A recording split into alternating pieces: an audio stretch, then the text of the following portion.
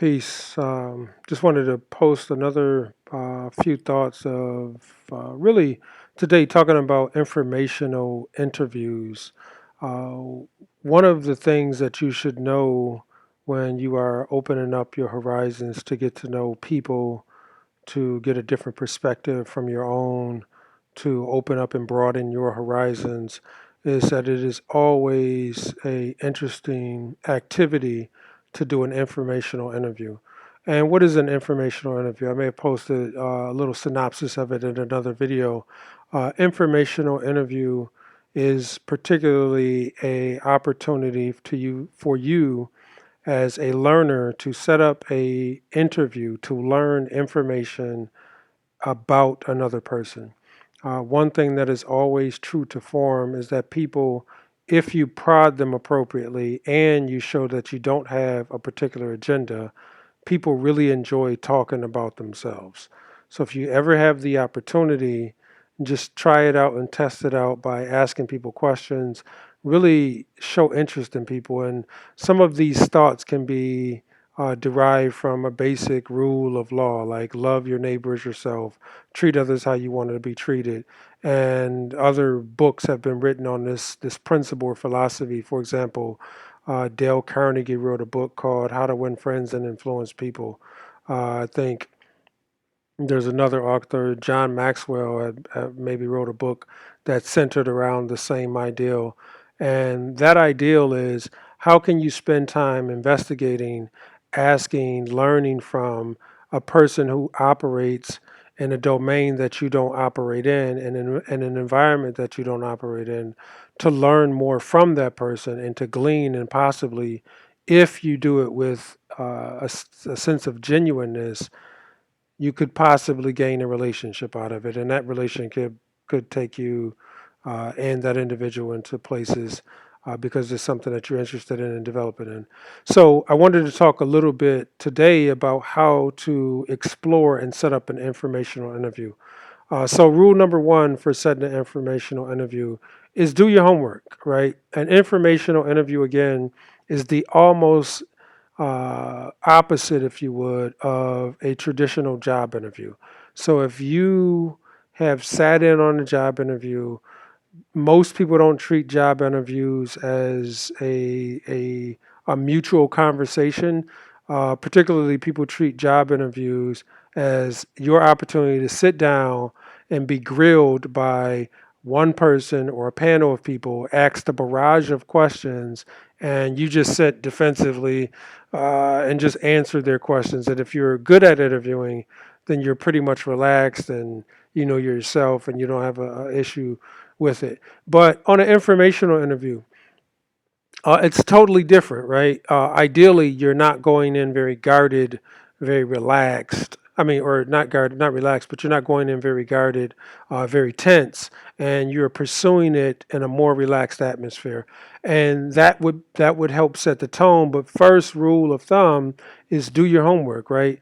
So if you do your homework and say you want to interview people who are in a research domain, or you would like to interview people who work in policy, or you would like to interview people who are CEOs of construction companies, or they're engineers or they're architects, do your homework. And I would always advise to create a list of people that you would like to interview. So that will be rule number one. The second thing for informational interview is when you do your homework, try to avoid wasting the person's time. So, for example, if you Googled the person or went on a LinkedIn page and you would ask questions that you could find right on a forum that you could Google or YouTube, for example, there are social activists, for example, and they did 10 videos on the subject, and you're going to come ask them 10 questions that they answered on YouTube. That's not what you want to do. It's not often a good way, good use of a person's time. I mean, if I posted all of these videos and taught you how to do an informational interview, and you came and asked me how to do an informational interview, I could literally just direct you to a video and not even schedule a time with you. So rule number two would be don't waste the person's time. The third rule is come prepared, right? And when I say come prepared, the preparation is Draw up yourself a list of questions. Don't ask the person what college they went to or what they studied in college or where they grew up with, if you can find that information online. But you want to come prepared with a list of questions, right? So if you're interviewing a leader and you want to learn more about leadership, then you'd ask a list of questions. If you're interviewing a videographer and you want to learn more about the video equipment that they use, then you would develop a pre-scripted list of questions and some alternative questions. And that is part of the preparation. When you're prepared, when you think that you had your person in mind, you had your 10 people listed out, you did some preliminary research on them, and then you went into the third mode and you gathered your list of questions. Some people want to know maybe the questions up front. The next thing that you would definitely want to do is let the individual know a little bit about yourself. Send an email out when you're telling them a little bit about yourself. Um, in this email, also request their time. Set up a time, whether today everybody's doing Zoom because everybody's in a space where they're not meeting in person. You want to let them know how long it'll take, what medium that you want to meet by, little information about yourself, why you are interested in this person.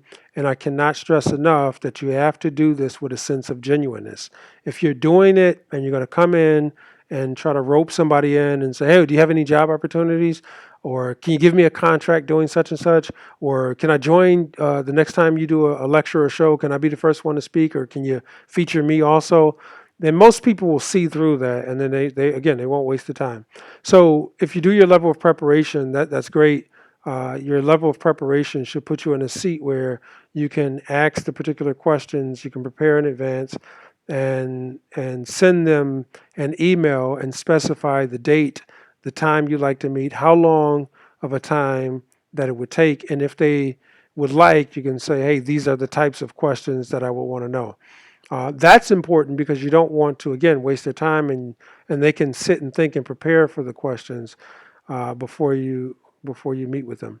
Last couple of tips on that is when you send an email, wait for a response. Often people who are higher on the level of what people consider important, they normally have gatekeepers. So they don't really answer all their emails. They normally have somebody who does it for them. And sometimes they may want to defer you to someone else. If you're interested in that target person, try to make sure you get a meeting with that target person. Also, try to make sure that you establish a relationship with their gatekeeper because their gatekeeper protects their time. And if you can establish a relationship with their gatekeeper, it can open up opportunities for you to have a subsequent conversation with that individual. So that's another, tip that I would recommend.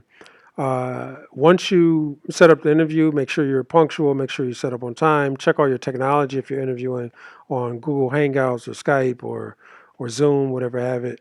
And go through your list of questions and try to be comfortable. Try not to sound too scripted. Let the individual talk about the list of questions. So you may ask them what is their views on leadership, or what is their leadership style, or how did they get involved in this particular aspect of the field. You may ask them some more in-depth questions and try to prod them to do the talking.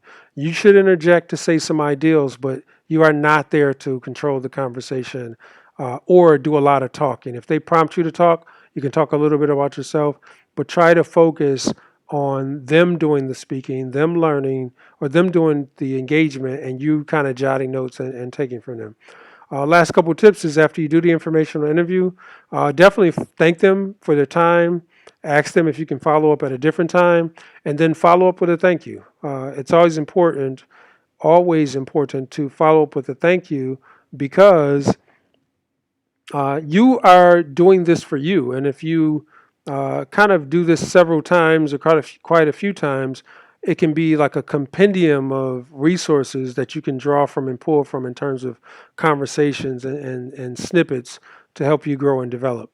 Uh, Informational interviews is a tool that I use to introduce myself to new fields.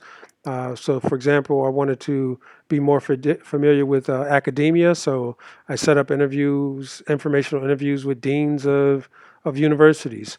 chancellors of universities and got their time. When I wanted to learn more about real estate development, this is almost like a master's class or crash course. I would reach out to a developer. I'd say I want to speak to them, tell them what I'm interested in doing, and I'm there to learn. I'm not there to ask for anything, and that is the most important thing that I should stress. So, informational interviews are a great tool to use. If you use it appropriately, it can expand your network. If you expand your network, it offers all types of things. Even you're interviewing a construction contractor and you want to ask advice on a project that you're doing at home or remodeling. You want to put yourself in a seat to learn. And I can't stress that education is muy importante. It is very important that you try to learn as much information as you possible because it'll situate you as an adult and as a learner to be in a better seat as you grow. So this is urban equity. Some additional tips, and particularly this is about setting up informational interviews. Thank you for your time. Peace.